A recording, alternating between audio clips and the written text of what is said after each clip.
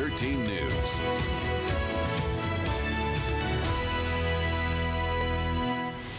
Television stations throughout the country are now changing out the old antenna technology, and a Maine company is at the forefront of that shift. CBS 13's Taylor Cairns went to Dielectric in Lewiston to give us a behind-the-scenes look at this process. In Lewiston, a company is hard at work filling a national order.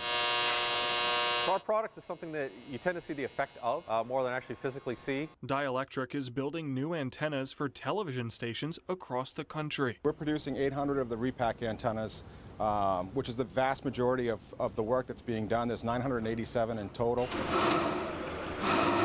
All because the government wants to give more airwaves to mobile carriers. The 21st of June is where the cutoff is for these channels to convert to the new frequency. Viewers will be asked to rescan their televisions to pick up their new channel. Included in the list of channels affected are both CBS 13 and Fox 23. This is WGME, new repack station.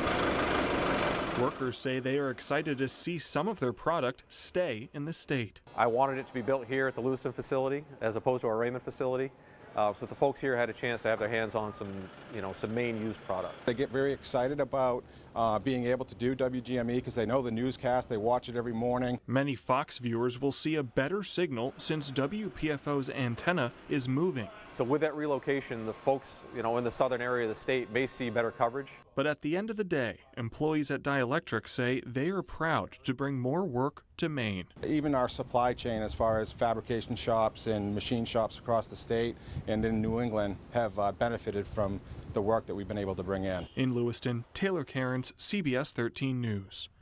And CBS 13 is connected to Dielectric by more than just our antenna. They're also owned by our parent company, Sinclair Broadcast Group.